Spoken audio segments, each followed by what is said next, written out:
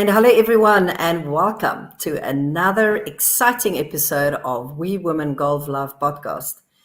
I'm your host, Charlene Thompson, and today we have another exciting, fantastic show lined up. And today it's for all those intermediate golfers out there who are looking to take the game to the next level. So please sit back, enjoy, and meet today as a true expert in the series. We're on the third part of our series.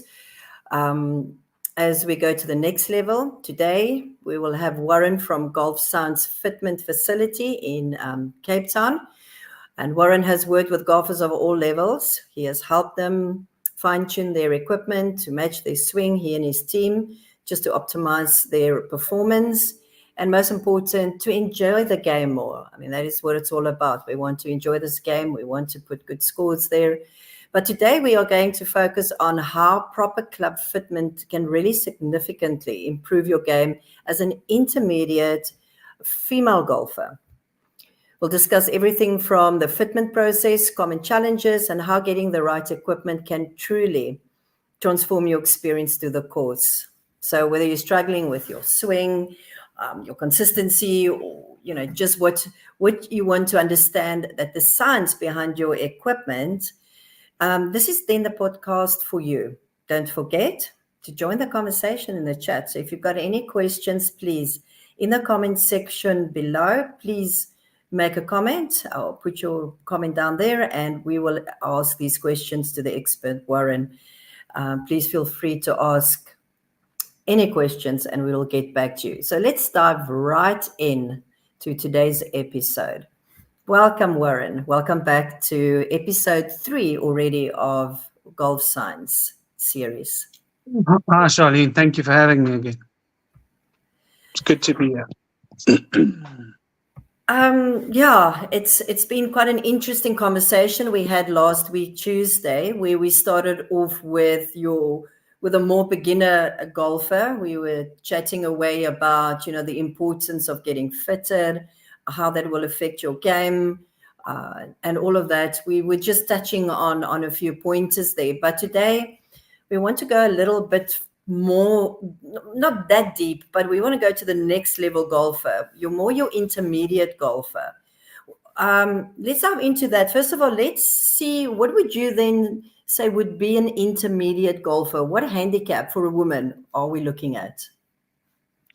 Yeah, I think I sometimes stay away from handicaps and just look at the journey of a golfer and say, if you've just started playing golf or you've been playing golf irregularly, you sort of, lack the confidence to get onto the golf course.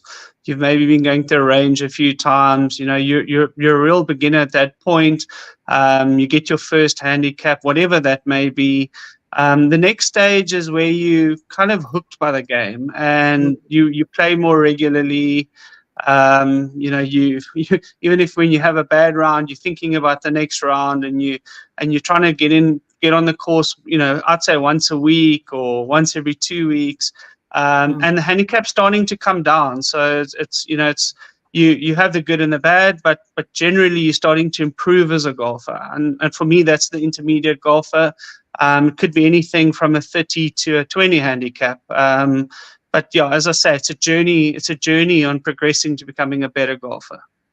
Yeah, I think that answers it very nicely. We're not putting a handicap to it, but it's when I would say I'm more of an intermediate player now. I'm getting, wanting to see what is the club for me. What is my swing speed? I'm starting to understand a little bit more than just hacking. Well, I know I'm still hacking away most of the times, but yeah, I'm starting to understand that technology. I think you start noticing things. You start noticing that, you drive the ball a certain distance. You start noticing shot shape patterns. Obviously, 9 out of 10 golfers tend to come over the top and slice the ball. So you start becoming aware that this is your bad shot.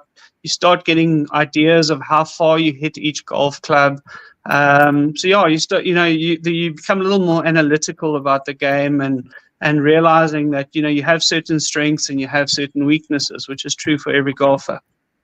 Absolutely. That is true. We can see that out there from from amateur to professional, beginner, right through, no matter how many years you've played. Warren, let's move on from that. Explain that basically. Okay, we've touched on before, the fitment. Why would you say then is it so important? You've mentioned that you've discovered, but why would you say is it for golfers intermediate looking to refine their game?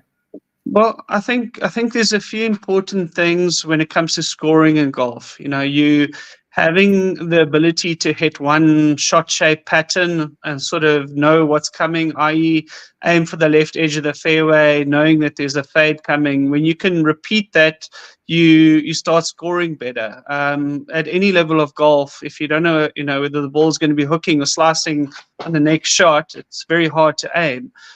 Secondly, picking the correct golf clubs coming into a green. So having a consistent yardage with a specific club and being able to choose the correct club for the approach shot. Even if not going to hit the green, you're going to get quite close. You're going to have a reasonable chance at a chip and, a putt or two putt or whatever it may be. So club fitting ties into this, because if your lie angles are incorrect, that has a major influence on the direction of the shot and where it ends up. Having inconsistent flexes in your irons has a major impact on direction. And then, having clubs that are the correct weight for you, correct swing weight MOR for you, allow you to strike the ball more consistently. And when you strike the ball more consistently, you're able to pick a yardage and get quite close to it more often than not.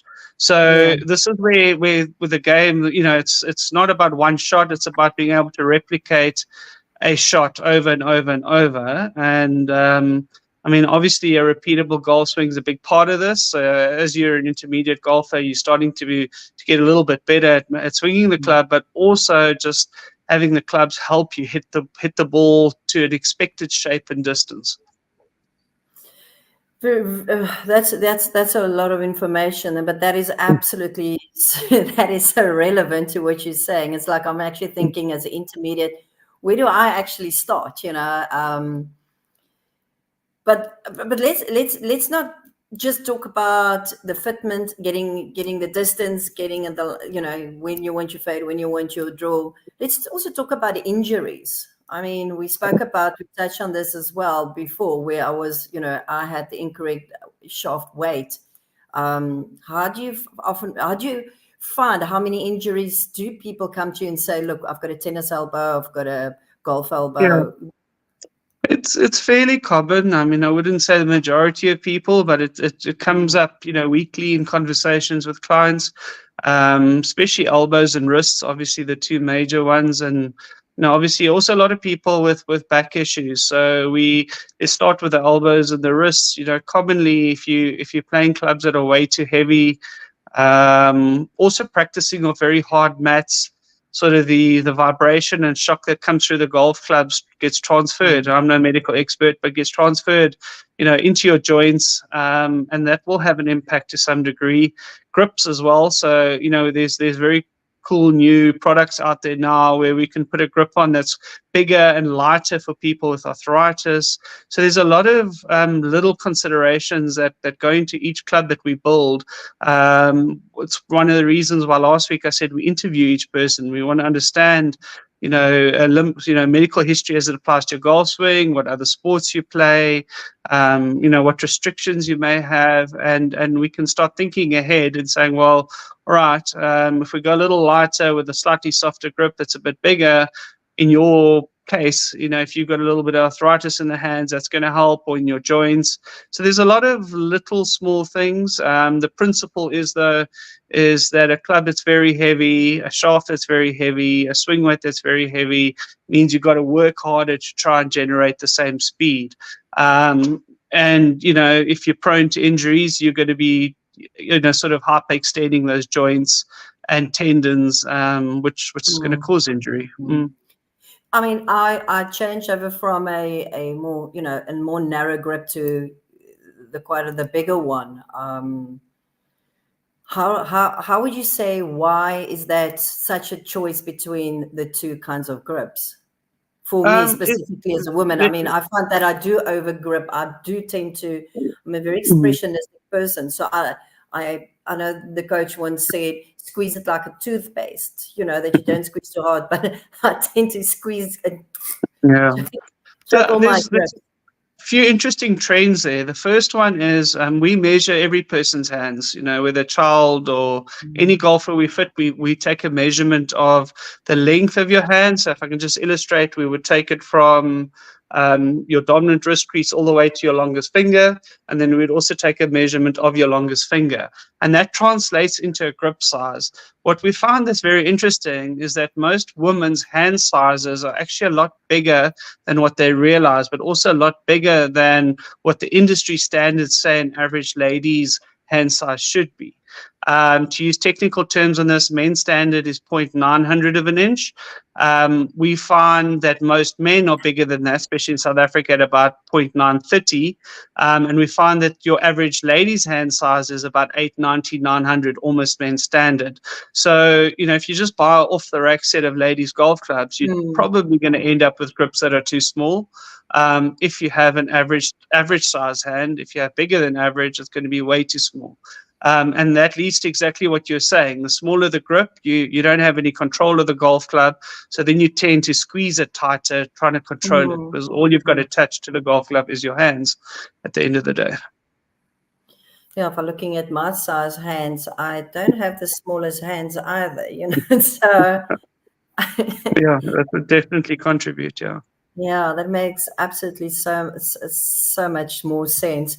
We're talking about then customization. We're talking about the size of, the hands, um, the strength of a woman's hands and all of that. So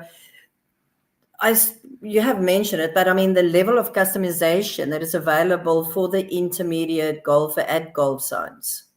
How would you just explain that again a little bit more? Sure. So one of the points I didn't touch on earlier was what we call optimization. Now, optimization really is an important part of determining or getting the most out of your golf swing. So in other words, if you swing at a specific speed, that allows you to hit the ball, to a maximum distance based on the legal limits of the golf club, etc. What we find that most people's drivers, specifically drivers, because the driver is all about distance. If you got the wrong loft and your club face angle is incorrect for you, the shaft is incorrect for you, you're not going to be getting the maximum distance you could be getting out of it. So we look at everything from the hotness of the face, or it's called a CT measurement, characteristic time. So we're making sure that you're getting the maximum smash factor, ball speed divided by club head speed. We're making sure that you get the optimal launch angle for your swing, the correct amount of spin. That translates into distance, an optimization of distance for you. If you've got your loft wrong by 2 or 3 degrees, whether too low or too high, it's costing you 20 to 30 meters. Now, obviously, if you've got a massive slice or a big hook, you're also losing distance. You're not only losing accuracy, you're also losing distance. So if we can get the ball going straighter, but going as far as possible for you, our normal experience is about 20-meter gain for a client. That's kind of just an average day in the office. We've seen 40, and that's uncommon. But if you can hit it 20 longer and straighter, it means you're coming into greens with 2 clubs less. So that's just to give you an idea on the optimization of what's possible and what's normal for an average golfer. The second part of it, answering your question more directly, is all about the various specifications. So if we look at a golf club, it starts with a head. We pick the correct loft and face angle for an individual. Once we've got that, it's about the right head design. So that's got to do with where the center of gravity of the golf club is. Is it a high launch, high spinning golf club, or a low launch, low spinning golf club? Then we move into shaft and shaft weight, shaft flex, and then bend profile is very important. Bend profile is how we categorize each shaft into tip section, midsection, and butt section. It all sounds complicated. It's not really. We look at your swing, we look at high definition, sort of slow motion video is the word I'm looking for. And once we slow the swing down, we look at various things in your swing. One of them is the tempo of your swing. The second one is your transition. So that's how you change direction in the swing. Is it smooth? Is it aggressive? Is it intermediate? And then the final important factor that we look at is your release angle. And that is how you load the shaft really. And once we've gone through that for each golfer, whether it's a beginner golfer, an intermediate golfer, a professional golfer, we can determine bend profile of the shaft. When all of this is put together, grip we've spoken about, there's other factors like length and weight, which we won't get into right now. But once it's all put together, it becomes an easy exercise for you to swing a club repeatedly and get a result that is consistent. And that's really what it's all about, is optimization and then control, getting the same result or consistent shot shape pattern happening. Absolutely. I've got a little video clip here. I just want to play that quickly of Fitment being done with his shaft. Let's just have. You'll see as I twist the shaft, the number increases, and then it starts to decrease, and then it increases. And if you twisted your field, you're going to twist your field, different resistance. The resistance increases and decreases. Then it gets to a certain point where it gives and then it gets less again. Yeah, there it goes. Yeah. So the points of most resistance is the spine. Okay. So what we would do is we'd say it's there. They'd find it, they'd mark it, so then they'd mark the spine of the shaft. Then when they build, when Josh and Brenda build your clubs. And that's just a little snippet there just to show the viewers what's happening there with a client that was having a massive fade problem, and just the change of a new shaft has now improved that as well. Just before we're almost running out of time. We've once again just touched on a few important points here. Time seems to be going so fast, but the series will be continuing every Tuesday at between 4 and 5. We will be discussing all the various needs that we have in golf to improve our golf, to be less frustrated, to play better golf, and of course enjoy it more the less frustrated we are with, and the fact that you guys come along and you help us, especially for the ladies. We spoke about this before. People feel with a more higher handicap, or any handicap for that matter, any golfer, to come in there and ask for help. I think that says a lot about you guys, because you make people feel so comfortable. Golf is, they say it's not a cheap sport. I always disagree with that. I think it's a good investment into the joy that I get from that. Just a little short recommendation maybe that you could make about equipment. I've invested now in some new clubs, new shafts. Just a little bit of care that equipment of that longevity and sustainability of my clubs. How do I look after them after this? The biggest mistake I see people make is driving around in carts, or even using pull carts without head covers on woods and hybrids, and they're clanking together. It's the quickest way to make them look ugly. And it does a tremendous amount of damage as they're bumping each other. So don't do that. Only have one wood without a head cover on maximum at a time, and try to keep those head covers on. The second one would be, just clean your clubs without over cleaning them. A wet towel or something, just to get the mud out the grooves, and keep the heads clean, and then let them aerate, i.e. don't put head covers straight back onto them, because that's when they get surface rust, from the moisture and a bit of sand that's left on the golf clubs. And grips, grips as well. You can give them a wipe every now and again.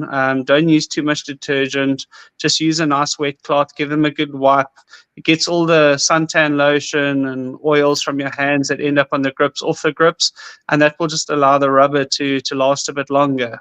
But grips are only designed to last 1 to 2 years maximum. So if your grips are 10 years old, they needed changing about 8 years ago. So, and remember, all you've got attached to the golf club is your hands. So if you've got hard, shiny grips, it doesn't matter how nice your golf clubs are, you are negatively impacting them. But look, if you look after them, they last. Irons last 8 to 10 years comfortably. They last as long as they need to last until your swings change to the point where you need new irons. We find drivers and woods get damaged a lot easier for the reasons I mentioned earlier. So if you just, take care of them, clean them, don't let them bump each other, they will also last a fair amount of time. So yeah, it's all about your effort in just looking after them. Yeah, it's a long-term investment. I mean, 10 years at least. Yeah, they should last. They should last comfortably 5 to 10 years. What we try and get, if we fit somebody and we build a new set of golf clubs for them tomorrow, we encourage them to come in about 6 months later to recheck lie angles. We encourage them to come in a year later to check the grips, recheck the lie angles again. Just, make sure everything is still working well.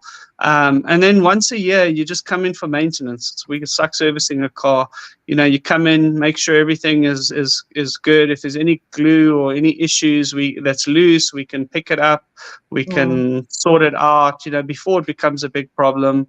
We're also then looking at your swing speed. We're looking at, how you're swinging. Are the clubs still working well for you? Has something gone off? And it's just part of the, maintaining yourself as a golfer, your needs, knowing what your needs are. And then, once you can see after 5, 6, 7, 8 years, you've dropped a lot of speed, you're losing distance, then we can start preparing and saying, okay, it's time for either a reshaft or possibly time to consider new clubs again. But it helps knowing, and just doing that checkup once a year or so. What I like about popping in by you guys, it feels like home. You can just come and say hello, see what's happening, come hit. I mustn't say that, come hit 1 or 2 balls into that simulator, and we'll touch onto that again sometime. But if there is a last minute comment anybody would like to ask or say something to Warren, please just put it into the comment section below now on Facebook, where we are having this chat. Please, share this with your friends who you think would need a fitment. And makes also a very nice Christmas gift coming up, birthday presents, get a voucher and spoil someone with that you think could do with a fitment. I hope they don't take offense, but see it as a blessing, because I would love to get a blessing, to go out and get a fitment, to see how and what I can improve. Well, that brings us then to today's, the end of today's episode. And Warren, thanks. A huge thank you for your time. I know you guys are really very busy. Season is upon us. People are getting ready for all the IPTs happening now here in Stellenbosch. I'm sure you guys have been very busy helping a lot of our golfers. Our ladies are traveling around the country as well. So you've also had some visits from them.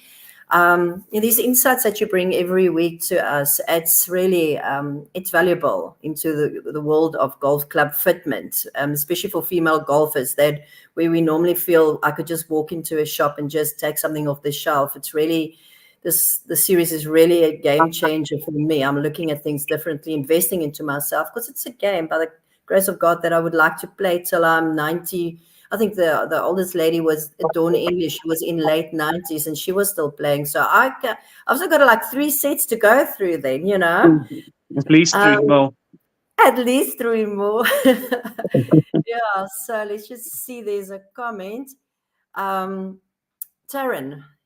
thanks for joining and taking the moment out there from work. I know you're very busy, but Taryn's such a passionate golfer. She says, as a high handicapper, an inconsistent golfer, how would a fitment benefit me?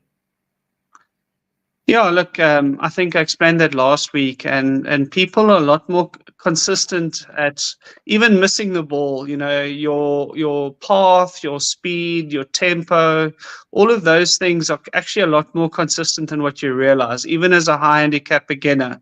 And we'll prove that to you. So come in. Maybe book a session with us, and you could have something wrong like a lie angle, which would cause totally inconsistent strikes and shot shape patterns with a fairly consistent swing.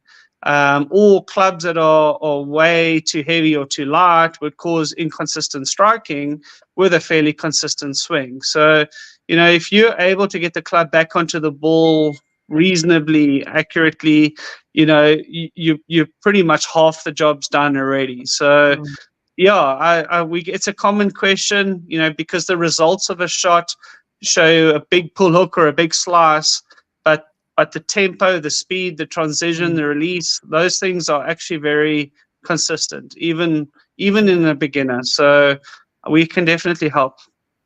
Well, I would like to have a giveaway today. So seeing that Taryn is such a regular supporter of our talk show, she's every week listening and asking for advice.